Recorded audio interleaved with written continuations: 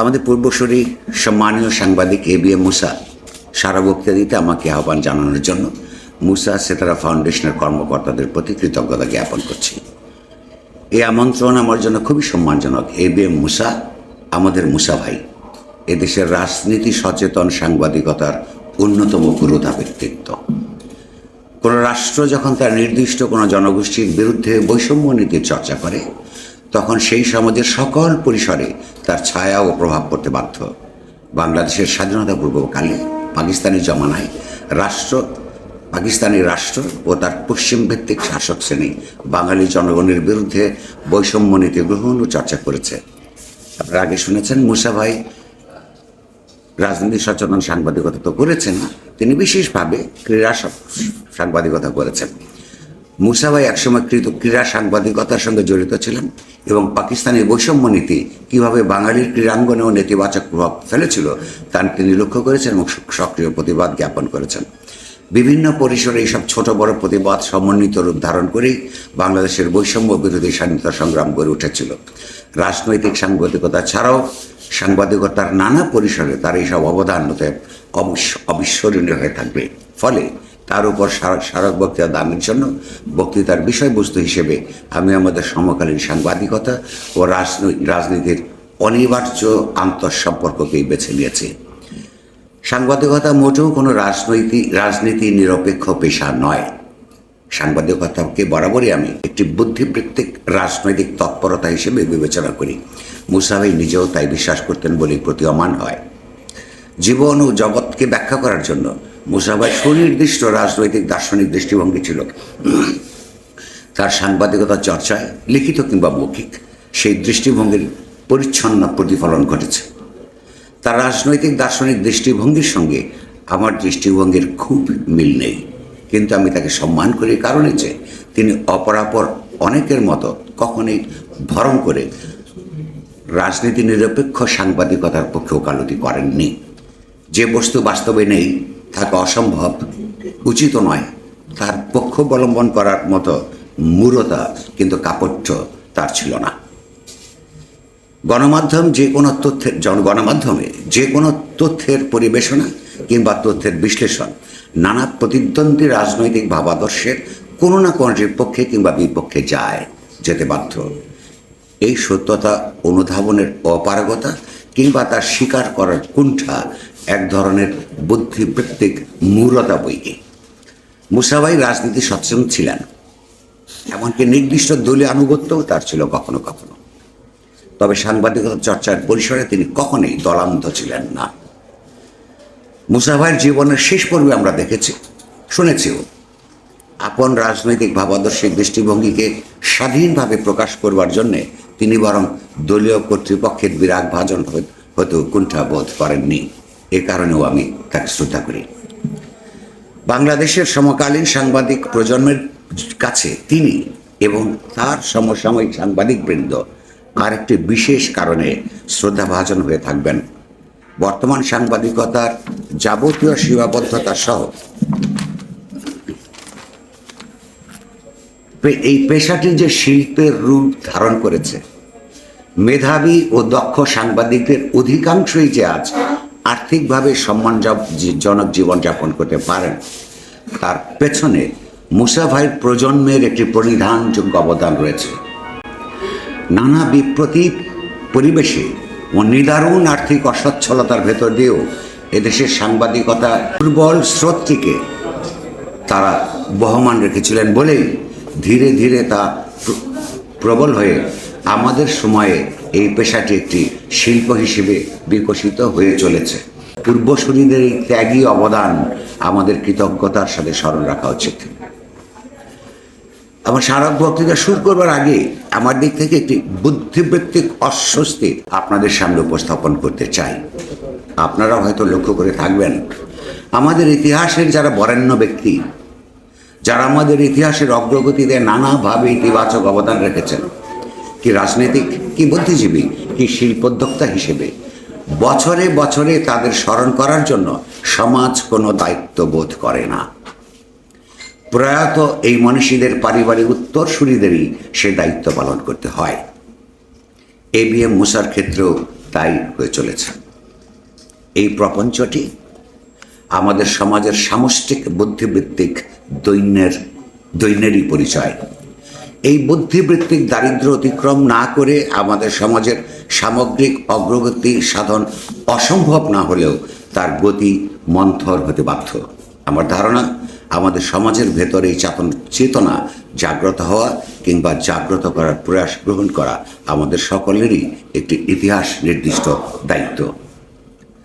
যাই হোক, প্রয়াত মুসা ভাইয়ের প্রতি সম্মান জানিয়ে আমার এই বক্তব্য শুরু করবার আগে সঙ্গে সঙ্গে আমি তার স্ত্রী সেতারা মুসার প্রতিও গভীর শ্রদ্ধা জানাচ্ছি। আমি আমার ব্যক্তিগত জীবন বোধ থেকে জানি, অভিজ্ঞতা থেকে জানি, যে কোনো ত্যাগী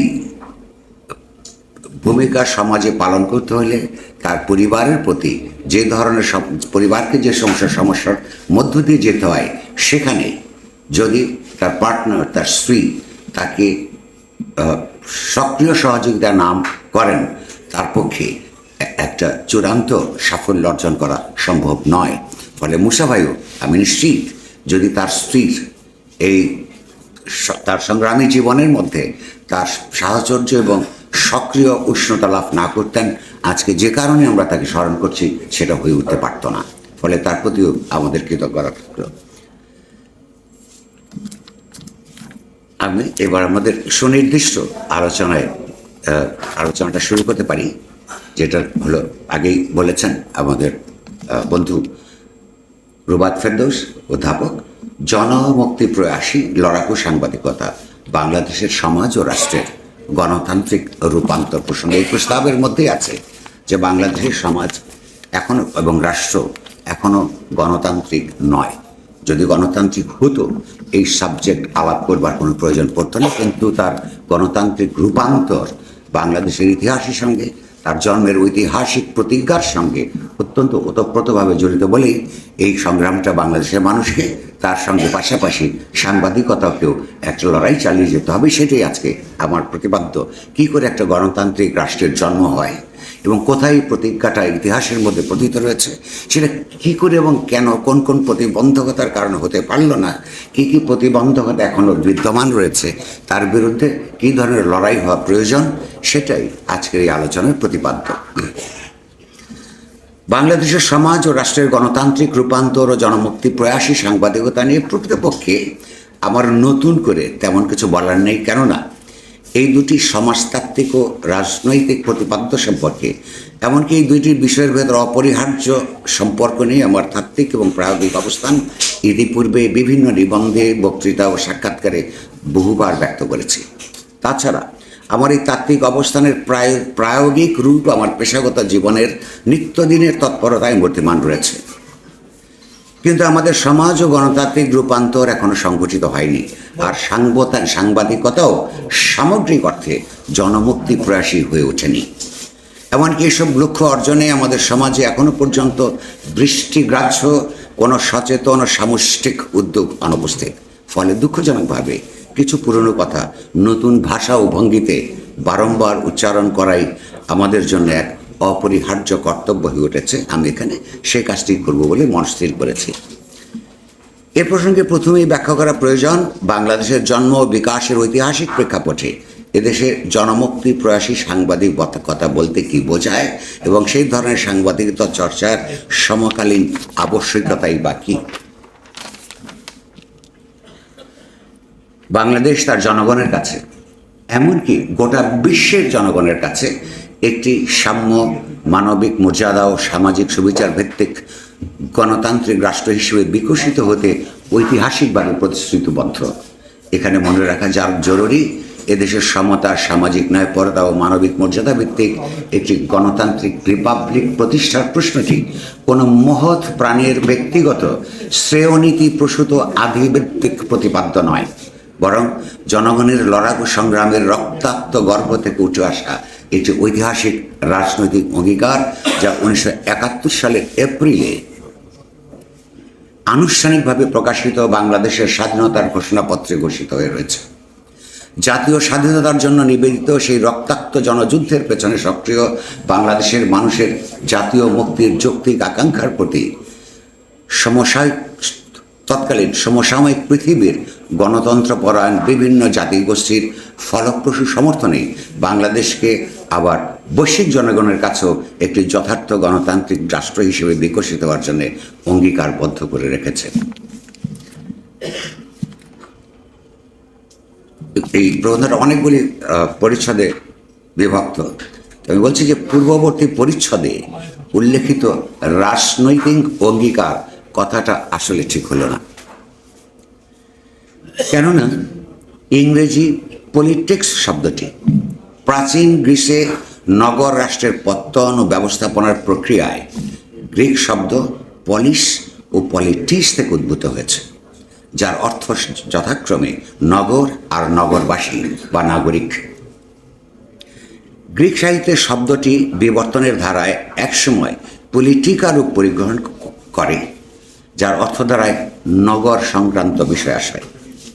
এই পলিটিকা শব্দটি বিভিন্ন বানানে কিন্তু প্রায় একই উচ্চারণে পুরনো ফরাসি ভাষায় পলিটিক হয়ে মধ্যযুগীয় ইংরেজি ভাষায় জটিল বানানে পলিটিক্স হিসেবে আবির্ভূত হয়।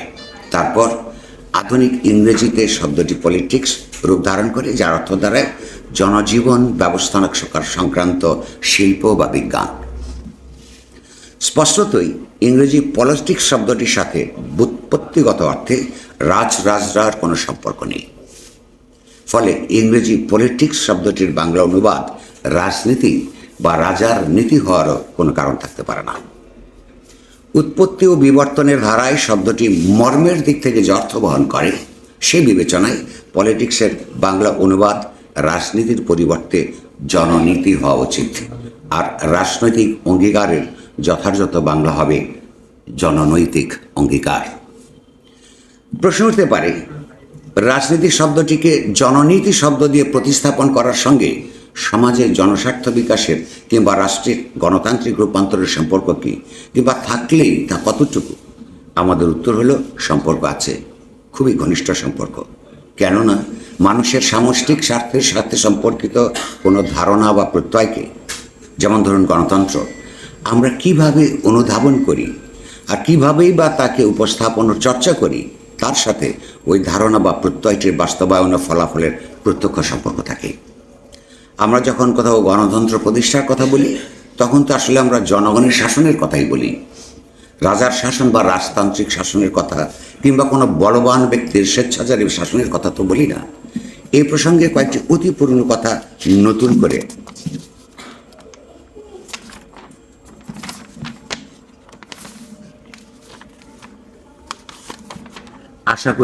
আশা করি অপ্রাসঙ্গিক হবে না। গণতন্ত্রের কথাটিও ইংরেজিতে যাকে ডেমোক্রেসি বলা হয়, তা তো পুরনো গ্রিক ডেমোস আর ক্রেটোস শব্দযুগলের সন্ধিবদ্ধ রূপ ডেমোক্রেসিয়া থেকে উদ্ভূত হয়েছে। এখানে ডেমোস মানে হলো সাধারণ মানুষ, আর ক্রেটোস মানে ক্ষমতা বা শাসন, অর্থাৎ ডেমোক্রেসি বা গণতন্ত্র মানেই জনসাধারণের শাসন বা তার ক্ষমতায়ন। এটা অনস্বীকার্য যে গণতন্ত্রী শব্দটি ডেমোক্রেসির একটি যথার্থ অনুবাদ হিসেবেই বাংলা ভাষায় স্থান করে নিয়েছে। আর আধুনিক যুগে গণতন্ত্র মানেই জনপ্রতিনিধিত্বমূলক রাষ্ট্র পরিচালনার ব্যবস্থা, যেখানে রাজা বাদশাহের কোনো কারবার থাকবার ব্যাপার নেই, ফলে নেই রাজনীতিরও। থাকার কথা গণতন্ত্র আর জননীতি।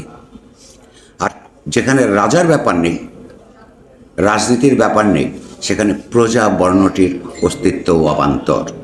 রিপাবলিক প্রতিষ্ঠার অঙ্গীকার করা হয়েছিল। আমরা আগেই দেখেছি স্বাধীনতার জন্য জনযুদ্ধে জয়লাভের মাধ্যমে বাংলাদেশে একটি গণতান্ত্রিক রিপাবলিক প্রতিষ্ঠার অঙ্গীকার করা হয়েছিল। রিপাবলিক শব্দটি ষষ্ঠ শতাব্দীতে ল্যাটিন ভাষায় জন্ম নিয়ে ফরাসি ভাষা হয়ে সপ্তদশ শতকের মধ্যভাগে ইংরেজিতে প্রবেশ করে। এই রেস ও পাবলিকা শব্দ যুগল মিলিত হয়ে কালের বিবর্তনে রিপাবলিক রূপ ধারণ করেছে। ল্যাটিন ভাষায় রেস মানে বিষয় বা ব্যাপার, আর পাবলিকা মানে জনগণ। তাহলে রিপাবলিক বলতে বোঝায় জনগণ সম্পর্কিত বিষয়, এবং রাষ্ট্র হিসেবে বিকশিত যে সামাজিক জননৈতিক সংগঠনটি জনগণের ভালোমন্দ বিচার করে ইতিবাচক তৎপরতায় নিয়োজিত থাকে। তাহলে বাংলাদেশের স্বাধীনতার ঘোষণাপত্রে বিজ্ঞাপিত রিপাবলিক শব্দটি স্বাধীনতা উত্তর বাংলাদেশের সাংবিধানিক সাহিত্যে প্রজাতন্ত্র হিসেবে অনুদিত ও অনুমোদিত হলো কী করে? একটি রক্তাক্ত জনযুদ্ধের ভেতর দিয়ে উত্থিত এই স্বাধীন দেশে, যেখানে দূর অতীতের সামন্ততান্ত্রিক, রাজতান্ত্রিক বা ঔপনিবেশিক আমলের মতো প্রজা নেই, থাকাটা গ্রহণযোগ্য নয়, সেখানে জনগণতান্ত্রিক রাষ্ট্র প্রতিষ্ঠান গড়ে তোলার বদলে কোনো প্রজাতন্ত্র প্রতিষ্ঠার বিষয়টি বাংলাদেশের স্বাধীনতা যুদ্ধের মৌল চেতনার পরিপন্থী একটি জনস্বার্থ বিরোধী প্রকল্প। স্বাধীন বাংলাদেশে প্রতিষ্ঠিত প্রতিটি সরকারই পরস্পরের ভেতর মতাদর্শগত নানা পার্থক্য সত্ত্বেও দেশের নাগরিকদের যথার্থ গণতান্ত্রিক অধিকার ও মর্যাদা নিশ্চিত না করা ও তাদের সাথে অধীনস্থ প্রজার মতো আচরণ করার প্রশ্নে অভিন্ন দৃষ্টিভঙ্গি প্রদর্শন করেছে। নাগরিকদের প্রতি শাসক শ্রেণীর বিভিন্ন সংগঠনের এই উদ্ধত দৃষ্টিভঙ্গি পোষণের পেছনে নিজেদেরই প্রবর্তিত রাজনীতি, প্রজাতন্ত্র প্রভৃতি প্রত্যয় তাদের অবচেতন শাসক চৈতন্যকে প্রভাবিত করে থাকতে পারে বৈকি। এই অভিন্ন দৃষ্টির কারণেই রাষ্ট্রের স্থানীয় পরিসরে জনগণের করের টাকায় প্রতিপালিত সরকারি কর্মকর্তারা উপসর্গযুক্ত শাসকে পরিণত হন। মন্ত্রণালয় হয়ে ওঠে সচিবালয়, যা কোনো যথার্থ গণতান্ত্রিক ব্যবস্থায় একেবারেই অগ্রহণযোগ্য। আমাদের বাংলাদেশের স্বাধীনতার ঘোষণাপত্রে বিজ্ঞাপিত এদেশের জন্মকালীন জননৈতিক প্রতিজ্ঞার বিশেষ করে ঐতিহাসিক প্রেক্ষাপটের আলোচনায় ফিরে আসে।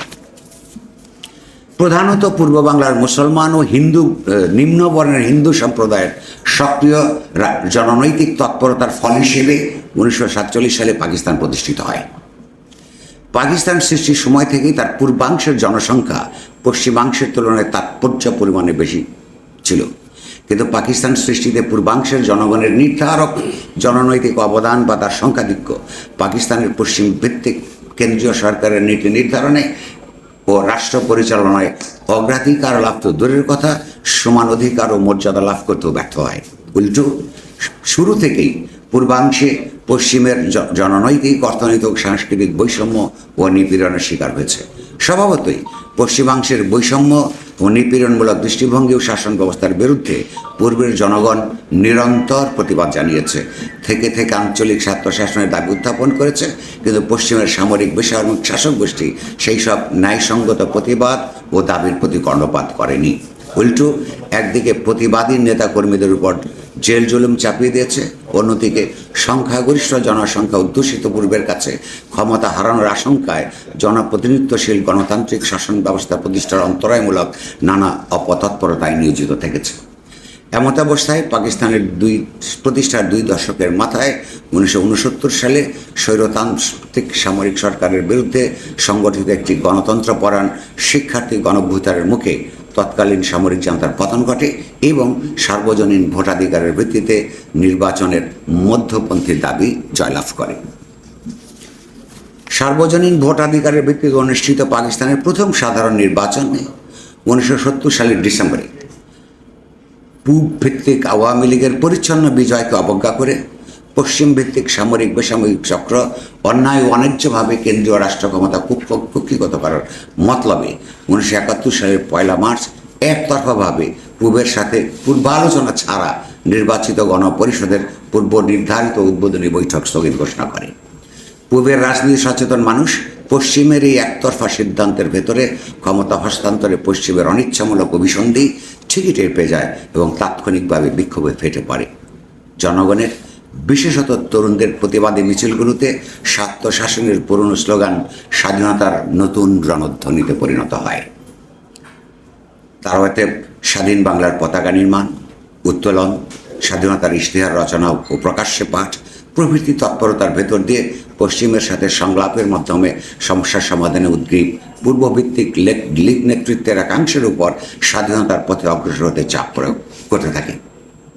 এমন এক অস্থির ও সংকটময় পরিস্থিতিতে 7 মার্চ পূবের প্রধান নির্বাচিত নেতা শেখ মুজিবুর রহমান, যিনি ইতিমধ্যে দলমত নির্বিশেষে জনগণের প্রায় সকল অংশের প্রতিনিধি হিসেবে আবির্ভূত হয়েছিলেন, এক গুরুত্বপূর্ণ ভাষণে একদিকে সংলাপের মাধ্যমে অখণ্ড পাকিস্তানি কাঠামোর ভেতর পূর্বের সমস্যার সমাধানের রূপরেখা জনসমক্ষে তুলে ধরেন, অন্যদিকে সমস্যার যৌক্তিক সমাধানে পশ্চিমী ব্যর্থতা ও অনাগ্রহের ক্ষেত্রে পশ্চিম থেকে পূর্বের স্বাধীনতা ও মুক্তির জন্য সংগ্রাম শুরুর আহ্বান জানিয়ে রাখেন।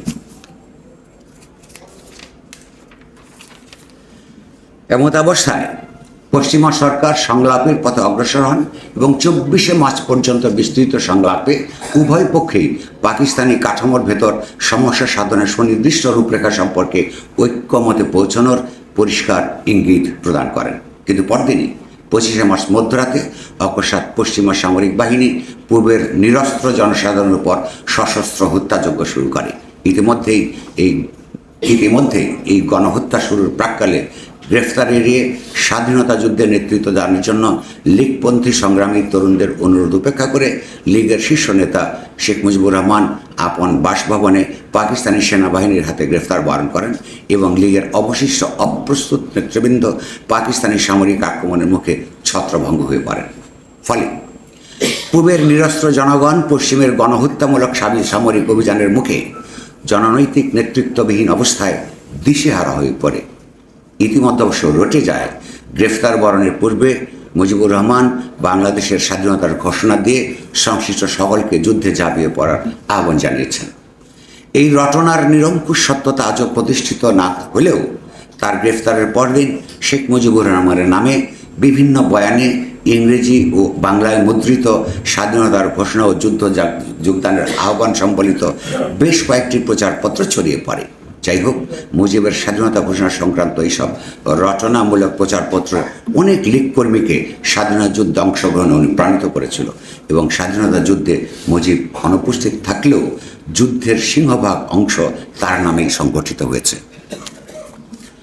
25শে মার্চের মধ্যরাতের পর বিরাজিত বিভ্রান্তিমূলক পরিস্থিতিতে চট্টগ্রাম সেনানিবাসে ভিত্তিক মেজর জিয়াউর রহমান পাকিস্তান রাষ্ট্রের বিরুদ্ধে বিদ্রোহ ঘোষণা করেন। জিয়া নিজে তার ঊর্ধ্বতন অবাঙালি কমান্ডারকে গ্রেফতার করেন এবং তার নেতৃত্বে তার অধস্তন অপরাপর দ্রোহী বাঙালি কর্মকর্তা ও সৈনিকবৃন্দ সহ সেনানিবাস থেকে বেরিয়ে এসে স্বাধীনতা যুদ্ধ শুরু করেন। এই বিদ্রোহের একদিন পর 27শে মার্চ চট্টগ্রামের কালুরঘাট বেতার কেন্দ্র থেকে প্রথমে নিজের তরফে ও পরে মহান নেতা শেখ মুজিবুর রহমানের নামে দেশের স্বাধীনতা ঘোষণা করে দেশবাসীকে যুদ্ধে ঝাঁপিয়ে পড়ার আহ্বান জানান। জিয়ার এই ঘোষণা ও আহ্বানের পর বাংলার বিভিন্ন সেনানিবাসে অবস্থানরত বাঙালি সামরিক কর্মকর্তারাও কেউ জিয়ার ডাকে উদ্বুদ্ধ হয়ে আবার কেউ বা সব প্রণোদিত হয়ে একে একে বিদ্রোহ করে স্বাধীনতা যুদ্ধে ঝাঁপিয়ে পড়েন। একটি স্বাধীন রাষ্ট্র হিসেবে সংগঠিত হওয়ার জন্য কোনো জনগোষ্ঠীর তরফে একটা স্বাধীন রাষ্ট্র হিসেবে সংগঠিত হওয়ার জন্য অভিন্ন ভাষা ও নৃতাত্ত্বিক বৈশিষ্ট্য সম্পন্ন এবং সংখ্যার দিক থেকে গুরুত্বপূর্ণ কোনো জনগোষ্ঠীকে অন্তত দুটো অপরিহার্য পূর্ব শর্ত পূরণ করে এগোতে হয়। একটি হচ্ছে নিজেদের নতুন রাষ্ট্র নির্মাণের জন্য ওই নির্দিষ্ট জনগোষ্ঠীর সাধারণ জননৈতিক আকাঙ্ক্ষার ঘনীভবন এবং সেই ঘনীভূত সাধারণ রাজনৈতিক আকাঙ্ক্ষার প্রতিরক্ষা বিধানে সশস্ত্র শক্তির উদ্বোধন ও বিকাশ। পাকিস্তানি কাঠামোর ভেতর দীর্ঘ 30 বছর ধরে পূর্ব বাংলার রাষ্ট্রভাষা আন্দোলন, আঞ্চলিক স্বায়ত্তশাসনের সংগ্রাম, গণতান্ত্রিক শিক্ষা আন্দোলন, কৃষক মজুরের শোষণ নিপীড়ন বিরোধী লড়াই, সামরিকতন্ত্র বিরোধী গণতান্ত্রিক আন্দোলন এবং গণঅভ্যুত্থান সহ নানা ধরনের বৈষম্য বিরোধী তৎপরতার তিক্ত জননৈতিক অভিজ্ঞতা অখণ্ড পাকিস্তানের ভেতর নিজেদের ভবিষ্যৎ সম্পর্কে পূর্বের জনগণের সামষ্টিক চেতনাকে ইতিমধ্যেই মোহমুক্ত করে ফেলেছিল। এখানে উল্লেখ্য যে অখণ্ড পাকিস্তানের ভেতর পূর্ব বাংলার ভবিষ্যৎ সম্পর্কে এদেশের মানুষের মোহভঙ্গের পেছনে পূর্বের জননৈতিক নেতৃত্ব, প্রগতিশীল অর্থনীতিবিদ ও অপরাপর বুদ্ধিজীবীর পাশাপাশি এই অঞ্চলের জাতীয়তাবাদী ও সমাজতন্ত্রী উভয় ঘরানার সাংবাদিকদের তাৎপর্যপূর্ণ অবদান রয়েছে। পাকিস্তানি জমানায় বস্তুনিষ্ঠ সংবাদ পরিবেশনে নানা আইনি ও বেআইনি বাধা বিপত্তি জারি থাকা সত্ত্বেও সংশ্লিষ্ট সাংবাদিকগণ পূর্বের সাথে পশ্চিমের নানা বৈষম্যমূলক অর্থনৈতিক ও সাংস্কৃতিক তৎপরতার তথ্য ও তাদের চুলচেরা বিশ্লেষণের মাধ্যমে স্বশাসনের অপরিহার্যতা সম্পর্কে এদেশের মানুষের মন এবং মননের ভেতর নিরন্তর সচেতনতা সঞ্চার করে স্বাধীনতার জন্য প্রস্তুত করে তুলেছিলেন। এই সাংবাদিকতাকে আমরা বলি জনমুক্তি প্রয়াসী সাংবাদিকতা, যা এক ধরনের জননৈতিক বুদ্ধিভিত্তিক তৎপরতারই নামান্তর মাত্র।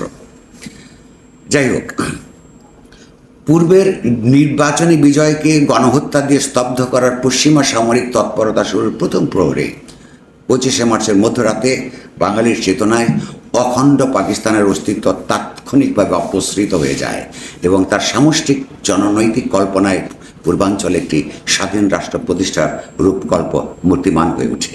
কিন্তু আগেই বলেছি, একটি স্বাধীন রাষ্ট্র প্রতিষ্ঠার জন্য জনগণের সাধারণ জননৈতিক আকাঙ্ক্ষার বিকাশই যথেষ্ট নয়। নতুন রাষ্ট্র প্রতিষ্ঠার তরফে বিকশিত এই জননৈতিক আকাঙ্ক্ষার বাস্তবায়ন ও প্রতিরক্ষা বিধানে প্রয়োজন হয় একটি অঙ্গীকারবদ্ধ সুশৃঙ্খল সামরিক শক্তির উদ্বোধন ও বিকাশ।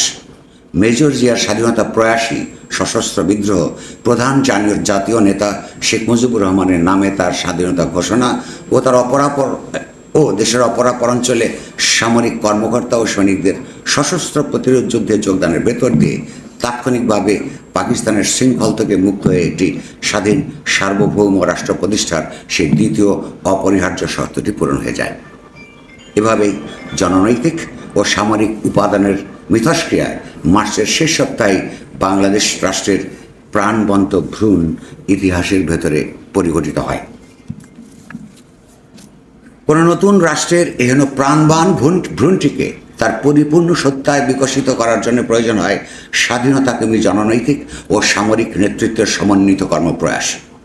আর সেই বিকাশে প্রধানত তার পুষ্টি যোগায় সমন্বিত নেতৃত্বের বুদ্ধিবৃত্তিক দিক নির্দেশনা ও রণাঙ্গনে ঝরানো দেশপ্রেমিক যোদ্ধাদের শহীদি রক্ত। এই লক্ষ্য অর্জনের জন্য আবার নেতৃত্বের দায় হল স্বাধীনতার তরফে বিকশিত সংশ্লিষ্ট জনগণের সাধারণ জননৈতিক চেতনাকে সুসংহত করে ও সেই সাধারণ চেতনা ভিত্তিতে স্বতঃস্ফূর্তভাবে গড়ে ওঠা রণাঙ্গনের সশস্ত্র বাহিনীগুলিকে সচেতনভাবে নানা সুশৃঙ্খল বাহিনীতে রূপান্তরিত ও তার সমন্বিত শক্তি সামর্থ্যের পর্যাপ্ত বিকাশ নিশ্চিত করা। সর্বোপরি স্বাধীনতাপন্থী সকল শক্তির সম্মিলিত জননৈতিক, সামরিক ও কূটনৈতিক তৎপরতার মাধ্যমে স্বাধীনতা বিরোধী শক্তিসমূহকে চূড়ান্তভাবে পরাজিত করার ভেতর দিয়ে রাষ্ট্রের স্বাধীন উত্থান নিশ্চিত করা। কিন্তু এপ্রিলের তৃতীয় সপ্তাহের পূর্ব পর্যন্ত এমন কোনো উদ্যোগ তখনও মূর্তিমান হয়ে ওঠেনি।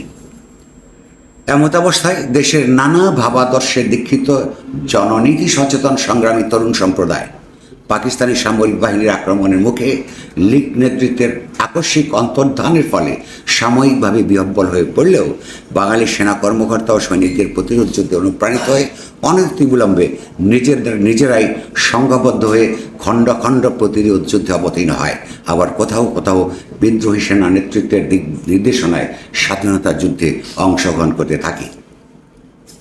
ইতিমধ্যে এপ্রিলের দ্বিতীয় সপ্তাহের ভেতর লীগের ছত্রভঙ্গ কেন্দ্রীয় নেতৃবৃন্দ বিভিন্ন পথে পার্শ্ববর্তী ভারতের পশ্চিমবঙ্গ রাজ্যে একত্রিত হন।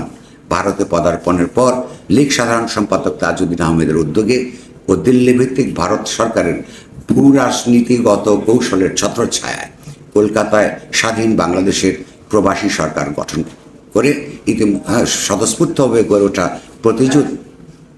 প্রতিরোধ যুদ্ধকে সর্বব্যাপী একটি সুসংগঠিত স্বাধীনতা যুদ্ধে রূপান্তরিত করার প্রয়াস গ্রহণ করেন এবং সে প্রক্রিয়ায় 1971 সালের 10 এপ্রিল আনুষ্ঠানিকভাবে স্বাধীনতার ঘোষণাপত্র প্রকাশ করেন এবং দেশের জনগণকে সশস্ত্র স্বাধীনতা যুদ্ধে সক্রিয় অংশগ্রহণ করার আহ্বান জানান। এই ঐতিহাসিক ঘোষণাপত্রে সুস্পষ্ট অঙ্গীকার ব্যক্ত করা হয় যে স্বাধীনতা যুদ্ধে হানাদার পাকিস্তানি সশস্ত্র বাহিনী ও তার স্থানীয় দোসরদের পরাজয়ের উপর সাম্য, মানবিক মর্যাদা ও সামাজিক সুবিচারের ভিত্তিতে একটি পিপলস রিপাবলিক প্রতিষ্ঠা করা হবে। প্রবাসী সরকারের এই অঙ্গীকারের ভেতর সাধারণভাবে দেশের নিপীড়িত জনসাধারণ এবং বিশেষভাবে সংগ্রামী তরুণ সম্প্রদায় তার অন্তর্গত আকাঙ্ক্ষার প্রতিফলন দেখতে পেয়েছিলেন। তাদের জননৈতিক কল্পনায় এমন একটি বৈষম্য বিরোধী, ন্যায়পরায়ণ সমাজ ও অসাম্প্রদায়িক গণতান্ত্রিক রাষ্ট্রের রূপকল্প ভেসে উঠেছিল, যে সমাজ ও রাষ্ট্র সামাজিক, অর্থনৈতিক ও সাংস্কৃতিক দিক থেকে তাদের গণতান্ত্রিক মুক্তির পথ প্রশস্ত করবে। ফলে শ্রমিক, কৃষক সহ তরুণ সম্প্রদায়ের একটা বিরাট অংশ সশস্ত্র বিরুদ্ধে জাতীয় স্বাধীনতা যুদ্ধে ঝাঁপিয়ে পড়ে আর তার জনস্বার্থপরায়ণ জননৈতিক কল্পনার আবিরে রাঙিয়ে তাকে মুক্তি অভিভূত করে।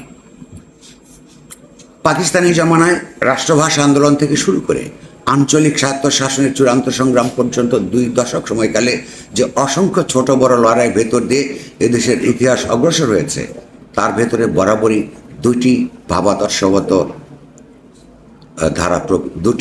ভাবাদর্শগত প্রবল ধারা পারস্পরিক সংগ্রাম ও সংগতির ভিত্তিতে সমান্তরালভাবে প্রবাহিত হয়েছে। একটি বাঙালি জাতীয়তাবাদ ভিত্তিক গণতান্ত্রিক ধারা, অন্যটি নিরাপস শ্রেণী সংগ্রামে বিশ্বাসী বামপন্থী সমাজতান্ত্রিক ধারা। পাশাপাশি ইসলামী সাম্প্রদায়িক রাজনীতির একটি দুর্বল ধারাও অস্তিত্বমান ছিল বইকে। 1960-এর দশকে তৎকালীন সমাজতান্ত্রিক দুনিয়ায় ভাবাদর্শগত বিতর্কের মধ্য দিয়ে সোভিয়েত ইউনিয়ন ও চীন 2 শিবিরে বিভক্ত হয়ে পড়লে তৎকালীন পূর্ব পাকিস্তানের বাম রাজনৈতিক ধারাও প্রথমে দ্বিধাবিভক্ত ও পরে বহুধা বিভক্ত হয়ে রীতিমতো দুর্বল হয়ে পড়ে। ওদিকে লীগের নেতৃত্বাধীন রাজনীতির বাঙালি জাতীয়তাবাদী ধারা 1970 সালের অনুষ্ঠিত নির্বাচনে বিজয়ের লাভের মাধ্যমে এদেশের রাজনীতির মূলধারা হিসেবে বিকশিত হয়।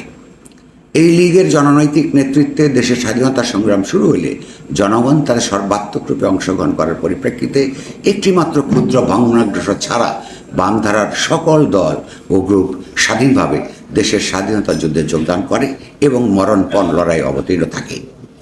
ফলে বাংলাদেশের স্বাধীনতা সংগ্রাম সংশ্লিষ্ট নানা জননৈতিক সংগঠন ও গ্রুপের ভেতর সমাগত লড়াইয়ের চূড়ান্ত লক্ষ্য উদ্দেশ্য সম্পর্কে ভাবাদর্শগত আভ্যন্তরীণ সংগ্রাম, এমনকি পারস্পরিক বৈরিতা সত্ত্বেও জনগণের সক্রিয় সমর্থন ও সহযোগিতায় একটি জনযুদ্ধে পরিণত হয়।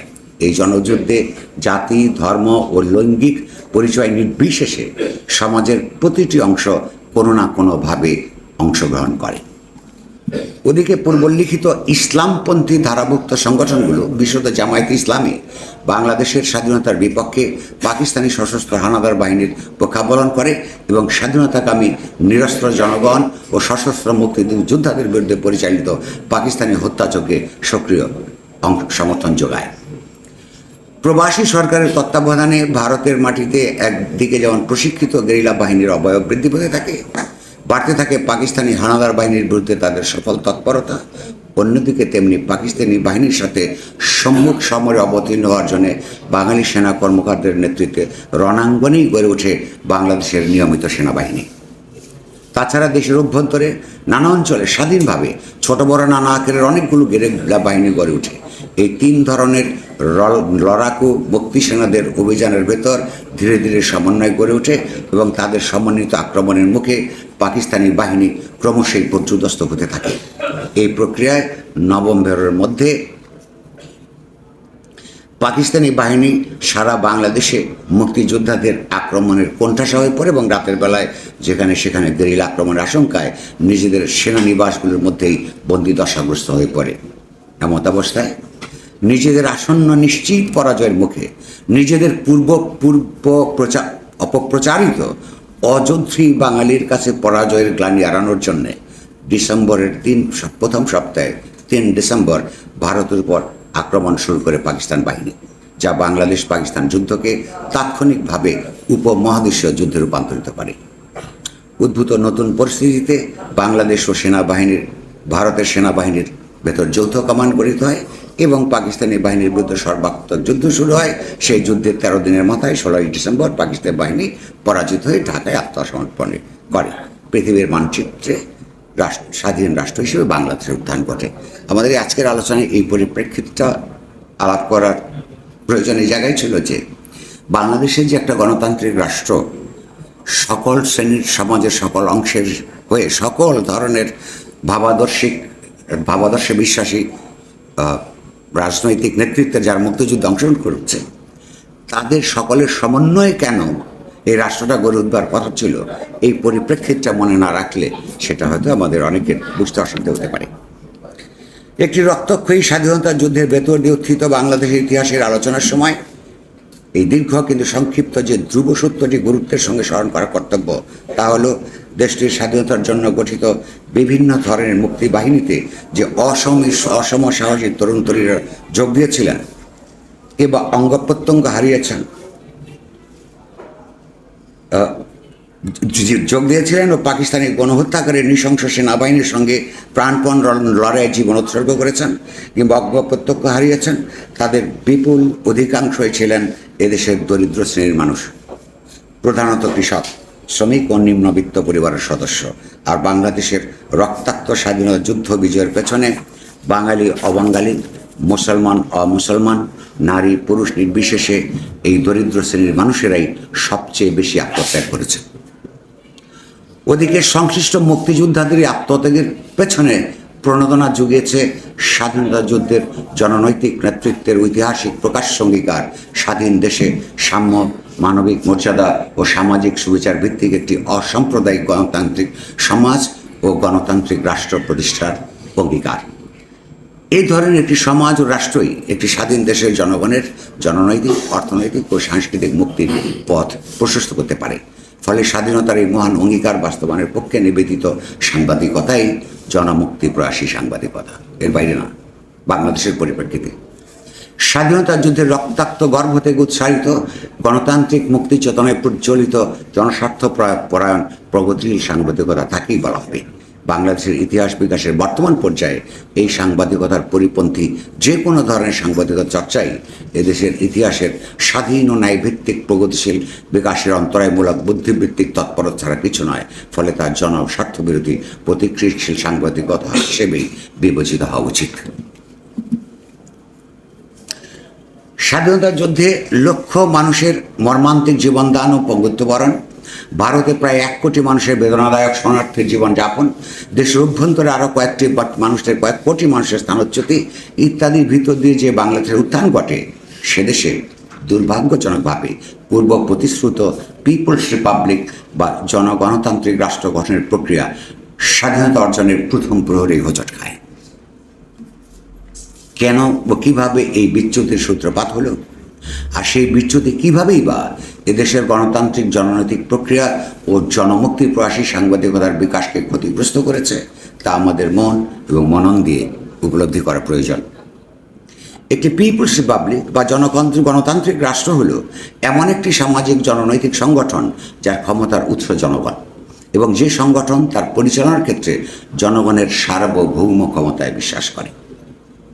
ধ্রুপদী গণতন্ত্রের নিয়ম অনুসারে কোনো দেশের সকল শ্রেণীর সাধারণ স্বার্থের প্রতিনিধিত্বকারী একটি সামাজিক চুক্তির ভিত্তিতে এই জনগণতান্ত্রিক রাষ্ট্র গঠিত হয়ে থাকে, সোশ্যাল কন্ট্রাক্ট।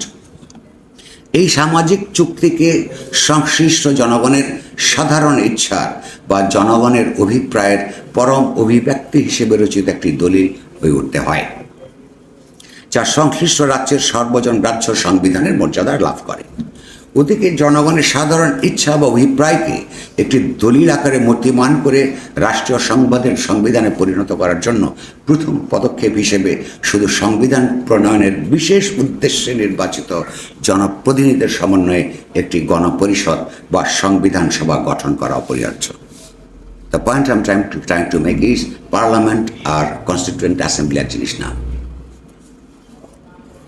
সাধারণ ইচ্ছা বা অভিপ্রায়কে একটি দলিল আকারে মূর্তিমান করে রাষ্ট্রীয় সংবিধানে পরিণত করার জন্য প্রথম পদক্ষেপ হিসাবে শুধু সংবিধান প্রণয়ন করার বিশেষ উদ্দেশ্যে নির্বাচিত জনপ্রতিনিধিদের সমন্বয়ে একটি গণপরিষদ বা সংবিধান সভা গঠন করা অপরিহার্য, যে পরিষদ এই সংক্রান্ত নানা প্রস্তাব, আলাপ আলোচনা, তর্ক বিতর্ক ও চুলচেরা বিশ্লেষণের মাধ্যমে প্রথমে একটি খসড়া সংবিধান প্রণয়ন করে।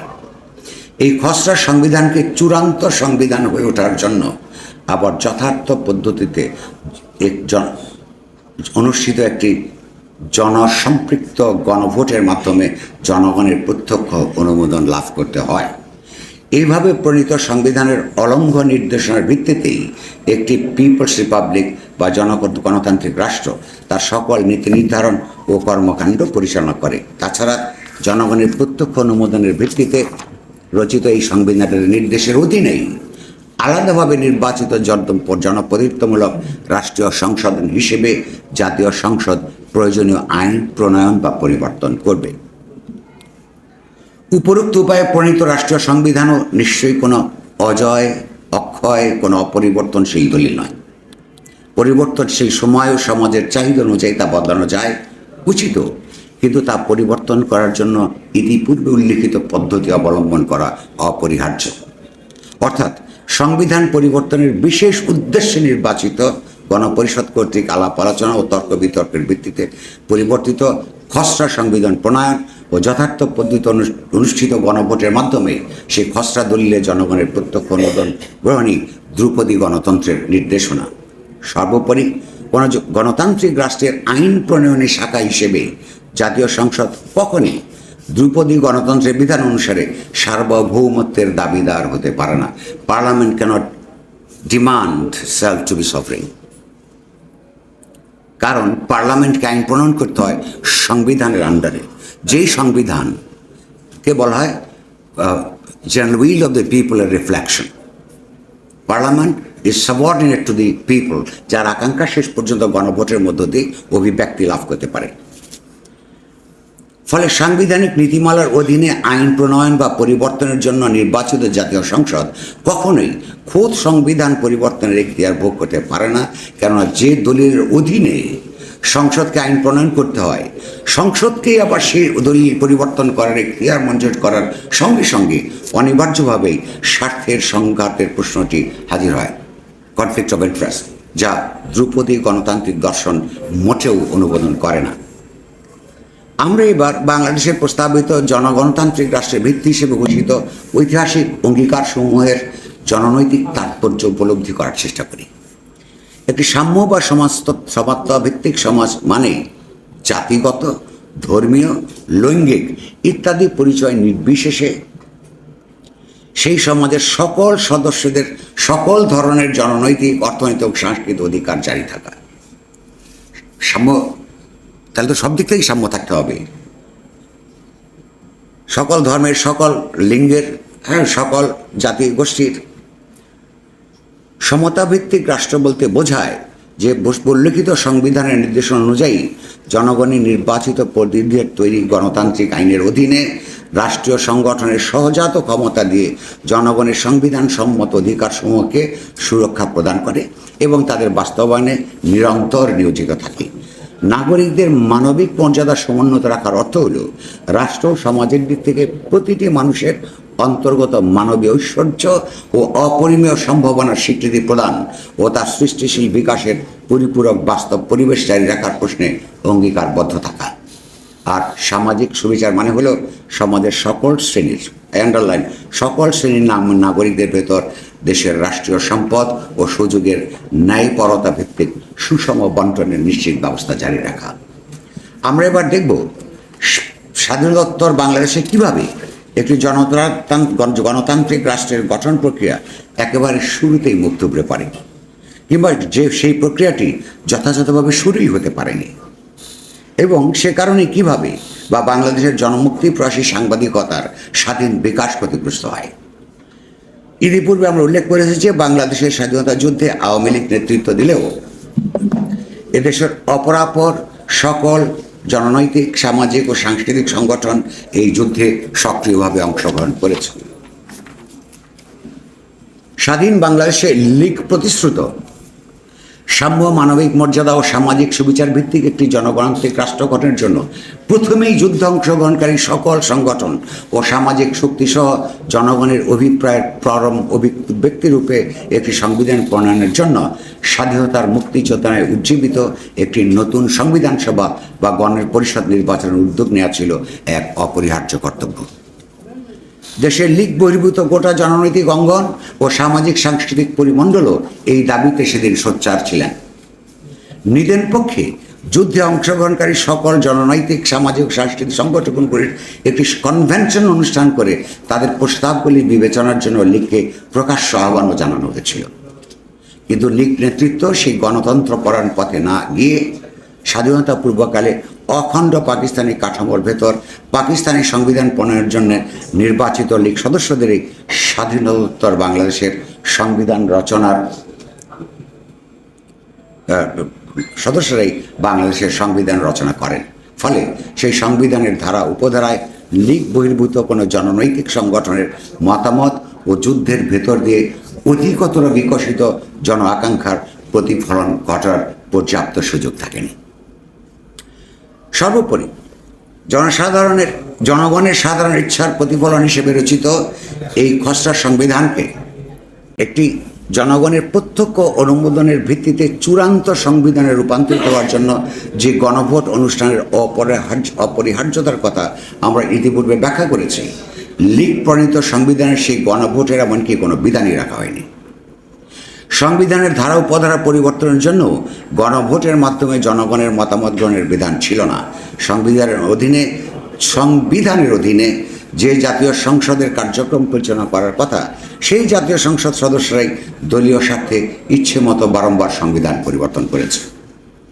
জনগণের প্রত্যক্ষ অনুমোদন ছাড়া শুধু জাতীয় সংসদের মাধ্যমে রাষ্ট্রীয় সংবিধানের স্বেচ্ছাচারী পরিবর্তনের প্রাথমিক নমুনা হিসেবে 1973 সালের সেপ্টেম্বরে প্রবর্তিত জরুরি অবস্থা ঘোষণা ও তার অধীনে জনগণের মৌলিক অধিকার কর্মী একটি বিধানের কথা উল্লেখ করা যেতে পারে।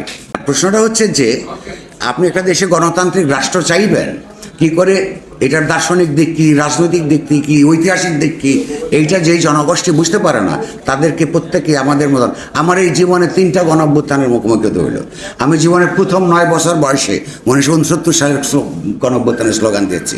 90টার মধ্যে আমার ব্যক্তিগত নেতৃত্বমূলক অংশগ্রহণ ছিল। এই 24টার মধ্যে সাংবাদিক হিসাবে সাইডলাইন থেকে দেখেছি, ভিতরের খবর জেনেছি। কিন্তু তারপর আমার এক জীবন তো চলে গেল, 3টা গণঅভ্যুত্থান। তারপরে এই বিতর্ক থাকে কেন?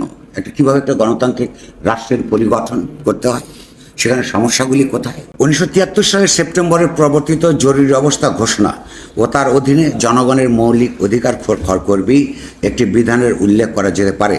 এই বিধানে বলা হয়, যুদ্ধ বা বহিরাক্রমণ বা আভ্যন্তরীণ গোলযোগের দ্বারা বাংলাদেশ বা উহার যে কোনো অংশের নিরাপত্তা বা অর্থনৈতিক জীবন বিপদের সম্মুখীন হলে সরকার নাগরিকদের অবাধ চলাফেরা, জনসভা ও শোভাযাত্রায় যোগদান, সমিতি বা সংঘ গঠন, বাক ও ভাব প্রকাশ এবং সংবাদ ক্ষেত্রের স্বাধীনতা, আইনসঙ্গত পেশা বা বৃত্তি গ্রহণ বা কারবার বা ব্যবসা পরিচালনার অধিকার, সম্পত্তি অর্জন, ধারণ, হস্তান্তর ও অন্যান্য বিলি ব্যবস্থা করার মতো মৌলিক অধিকারগুলি রহিত করতে পারবেন।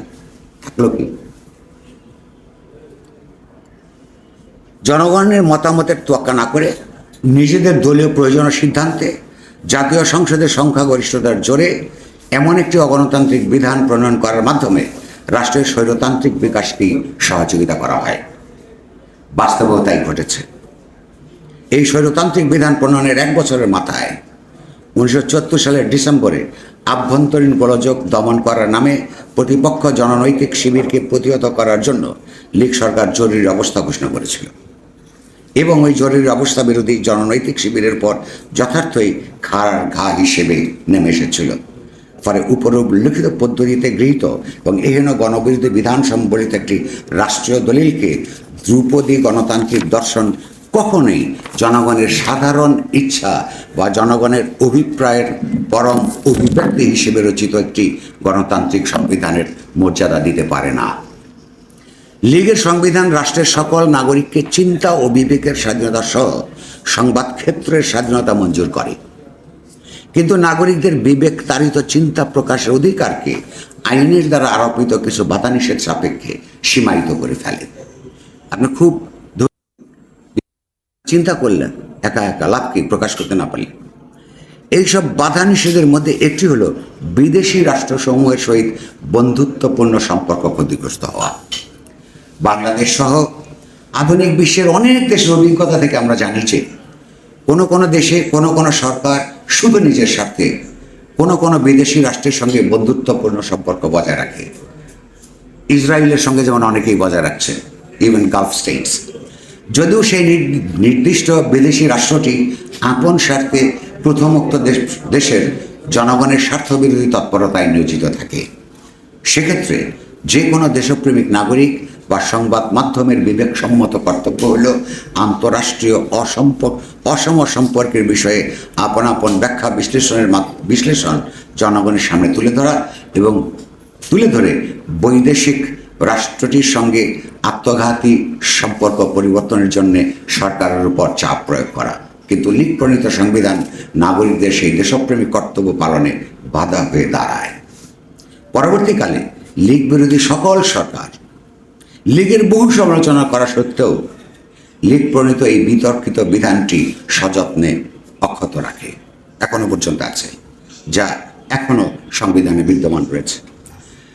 যাই হোক, লীগ প্রণীত সংবিধান দৃঢ়ভাবে সকল নাগরিকের জন্য আইনের শাসন, মৌলিক মানবাধিকার এবং রাজনৈতিক, অর্থনৈতিক, সামাজিক সাম্য, স্বাধীনতা, সুবিচার নিশ্চিত করার ঘোষণা জারি করেছিল। কিন্তু একই সঙ্গে তা ছিল একটি সংকীর্ণ বাঙালি জাতিবাদী দলিল, যা বাঙালি ও অবাঙালি জনগোষ্ঠী সমূহের ভেতর, এই অবাঙালি মানে উর্দু স্পিকিং বাঙালির কথা আমি বলছি না, বাংলাদেশে যারা অপরাপর জাতিগোষ্ঠী আছে, বাঙালি ও অবাঙালি জনগোষ্ঠীর ভেতর দীর্ঘস্থায়ী বিভেদের বীজ বুনে দিয়েছিল। লীগের বাঙালি জাতীয়তাবাদ ভিত্তিক রাষ্ট্রীয় সংবিধান বাঙালি অবাঙালি নির্বিশেষে সকল বাংলাদেশ নাগরিকদের উপর অবাস্তব, অন্যায় ও অন্যায্যভাবে বাঙালি জাতিগত পরিচয় চাপিয়ে দেয়। লীগ প্রণীত সংবিধান রাষ্ট্রের নিরপেক্ষতা নীতি কার্যকর করার জন্য ধর্মভিত্তিক সাম্প্রদায়িক রাজনীতি নিষিদ্ধ করেছিল, কিন্তু নানা অবাঙালি জাতিগোষ্ঠীর যথার্থ সাংবিধানিক স্বীকৃতি দাবি উপেক্ষা করার ভেতর দিয়ে রাষ্ট্রীয় পৃষ্ঠপোষকতায় জাতিগত সাম্প্রদায়িকতা জারি রেখেছিল, যা উত্তল্পকালের মধ্যেই বাঙালি জাতিবাদী রাষ্ট্র ও পার্বত্য চট্টগ্রামে বসবাসরত চাকমার জনগোষ্ঠীর ভেতর সশস্ত্র সংঘর্ষে পরিণতি লাভ করে যে বিপদ থেকে বাংলাদেশ আজও মুক্তি লাভ করেনি। লীগ প্রণীত সংবিধান জাতীয়তাবাদ, গণতন্ত্র, ধর্মনিরপেক্ষতার পাশাপাশি সমাজতন্ত্রকে তার একটি রাষ্ট্রীয় মূলনীতি হিসেবে ঘোষণা দেয় এবং দাবি করে যে ন্যায়ানুগ ও সাম্যবাদী সমাজ লাভ নিশ্চিত করিবার উদ্দেশ্যে সমাজতান্ত্রিক অর্থনৈতিক ব্যবস্থা প্রতিষ্ঠিত করা হইবে। লীগের এই দাবি সমাজতান্ত্রিক দর্শনের দিক থেকে শুধু অন্তঃসারশূন্যই ছিল না, বাংলাদেশের তৎকালীন রাজনৈতিক অবস্থার প্রেক্ষিতে তা রীতিমতো প্রতারণামূলক ছিল। কেননা একটি জননৈতিক সংগঠন হিসেবে লীগ তখন বাংলাদেশের উদীয়মান মধ্যবিত্ত শ্রেণীর প্রতিনিধিত্ব করত, যে শ্রেণীটি সদ্য স্বাধীন দেশে পুঁজিপতি শাসক শ্রেণী হিসেবে বিকশিত হতে উন্মুখ ছিল। তাছাড়া দল হিসেবে অতীতে কখনই সমাজতন্ত্র প্রতিষ্ঠার অঙ্গীকার করেনি সে, বরং শ্রেণী সংগ্রামে বিশ্বাসী সমাজতন্ত্রের বিরুদ্ধে বাঙালি জাতীয়তাবাদী জননীতিকে সফলভাবে অগ্রসর করার ভেতর দিয়েই নিজেকে দেশের প্রধান জাতীয়বাদী রাজনৈতিক শক্তি হিসেবে লীগ নিজেকে প্রতিষ্ঠা করেছিল। এমত অবস্থায় সমাজতন্ত্রকে একটি রাষ্ট্রীয় মূলনীতি হিসেবে গ্রহণ ও সমাজতান্ত্রিক অর্থনৈতিক ব্যবস্থা প্রতিষ্ঠার অঙ্গীকারের পেছনে লীগের তরফে মূলত তৎকালে প্রভাবশালী, এখনকার অবস্থা থেকে বোঝা যাবে না, বামপন্থী ও কমিউনিস্ট দ্বারা জননীতির সমাজতান্ত্রিক ব্যবস্থা প্রতিষ্ঠার স্লোগানকে আত্মসাৎ করে গোটা প্রগতিশীল বামধারাকে দুর্বল করার কৌশল ছিল মাত্র। লক্ষণীয় যে লীগ সরকার পরাজিত পাকিস্তানিদের ফেলে যাওয়া কলকারখানা সহ অন্যান্য কিছু ব্যক্তি মালিকাধীন প্রতিষ্ঠানকে রাষ্ট্রীয়করণের করার প্রক্রিয়াকেই সমাজতান্ত্রিক অর্থনীতি হিসেবে প্রচার করেছে।